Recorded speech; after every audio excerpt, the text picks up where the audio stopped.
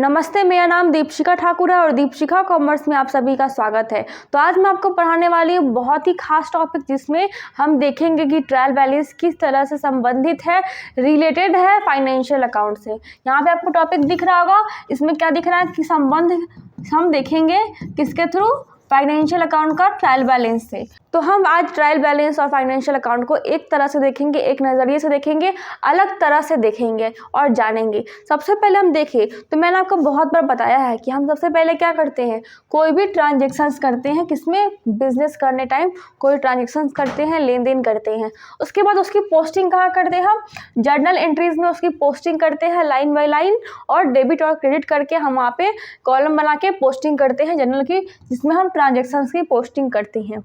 जब हम जर्नल की पोस्टिंग कर लेते हैं, फिर क्या करते हैं, हम वहाँ से हम लेज़र में डालते हैं, टू को बाई और बाई को दाई तरफ। और लेज़र बनाने के बाद तुरंत बाद हम क्या बनाते हैं, लेज़र के थ्रू यहाँ पर ट्रायल बैलेंस हम बनाते हैं।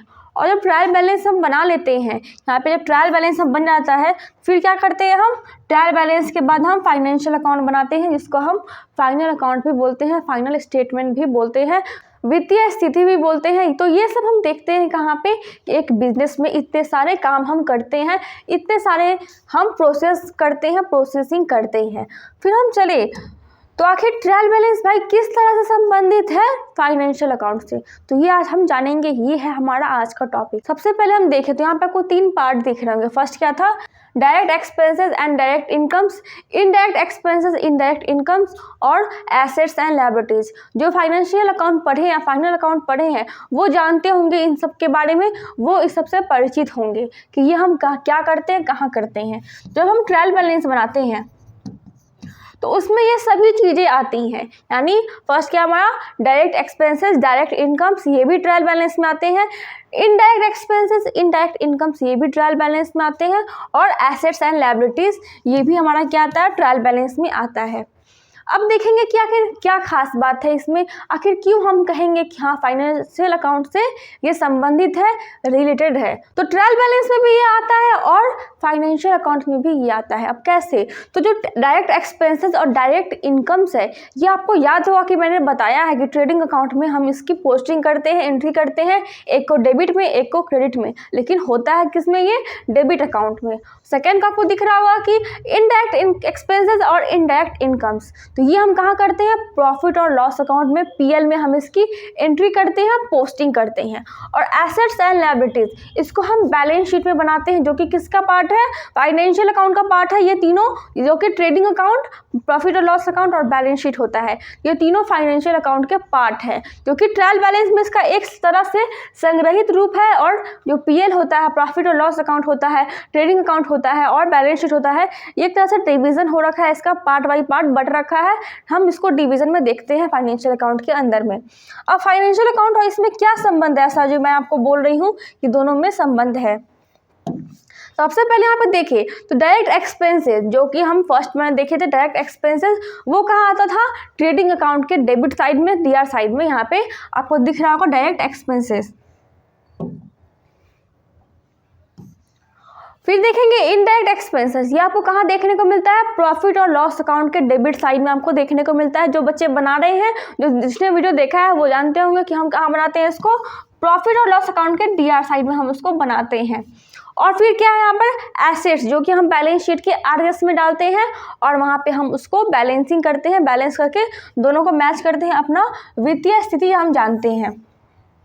ये सभी चीज़ें कहाँ आती है, ट्रायल बैलेंस के अंदर भी आती है ये सभी चीज़ें। और जानने वाली बात तो ये है कि जो सभी तीनों चीज़ें हैं वो ट्रायल बैलेंस के डीआर साइड में भी आती है, यानी जो इसमें डेबिट में हो रहा है वो सभी कहाँ हुआ, ट्रायल बैलेंस के डेबिट साइड में ही होता है। यानी जो भी अमाउंट यहाँ पे आपको देखने को मिला, ट्रेडिंग अकाउंट में आ रहे हैं, प्रॉफिट और लॉस अकाउंट में आ रहे हैं और बैलेंस शीट में आ रहे हैं, सेम अमाउंट ट्रायल बैलेंस के भी डीआर साइड में आ रहे हैं, वहाँ भी सेम अमाउंट की पोस्टिंग हो रही है, उसी साइड हो रही है। तो इस तरह से हम कह सकते हैं कि यहाँ पे भी हम वहाँ पे कनेक्शन देखने को मिल रहा है। नेक्स्ट यहाँ पे देखें तो यहाँ आपको देखने को मिल रहा होगा कि डायरेक्ट इनकम्स, इनडायरेक्ट इनकम्स और लायबिलिटीज, वहाँ ऊपर क्या था, डायरेक्ट एक्सपेंसेस, इनडायरेक्ट एक्सपेंसेस और एसेट्स। और यहाँ पे उल्टा है, यहाँ पे क्या है, डायरेक्ट इनकम्स, इनडायरेक्ट इनकम्स और लायबिलिटीज़। तो ये हम देखते हैं कि ये हम फाइनेंशियल अकाउंट के किस अकाउंट में देख रहे हैं, ट्रेडिंग अकाउंट के क्रेडिट साइड में। और फिर सेकेंड वाला क्या है, वो प्रॉफिट और लॉस अकाउंट के क्रेडिट साइड में है। और जो बैलेंस शीट वाला है वो कहाँ हमको दिख रहा है, लायबिलिटी साइड में, LHS में। यानी ये फाइनेंशियल अकाउंट में हमें ये देखने को मिलते हैं, डिवीजन में बटे हुए हैं, लेकिन हम यहाँ पे देखते हैं कि जो है वो सब कहाँ आ रहा है, क्रेडिट साइड में आ रहा है। और सेम चीज़ यहाँ पे आपको देखने को मिलेगा, ये ट्रायल बैलेंस के भी CR साइड में आता है। यानी ट्रायल बैलेंस में भी ये सभी एंट्री होती है, पोस्टिंग होती है कहाँ पे, CR साइड में भी होती है। यानी यहाँ पे एक तरह से देखने को मिल रहा है संग्रहित रूप है, और यहाँ पे बस डिवीजन हो रखा है और कुछ नहीं, अंतर बिल्कुल सेम है, कोई अंतर यहाँ पे नहीं है। तो इस तरह से हम देख सकते हैं कि जो ट्रायल बैलेंस है वो और फाइनेंशियल अकाउंट से बिल्कुल भी डिफरेंट नहीं है, सेम है। बस फाइनेंशियल अकाउंट में डिवीजन हो रखा है, बट रखा है इसीलिए ताकि हम जान सके कि हमारा ग्रॉस प्रॉफिट, ग्रॉस लॉस क्या है, नेट प्रॉफिट, नेट लॉस क्या है, जिसको हम PL में देखते हैं, और हमारा जो बिजनेस है उसकी स्थिति क्या है, जिसको हम बैलेंस शीट में देखते हैं, अपना विवरण देखते हैं, वित्तीय स्थिति हम देखते हैं वहाँ पे बैलेंस शीट में।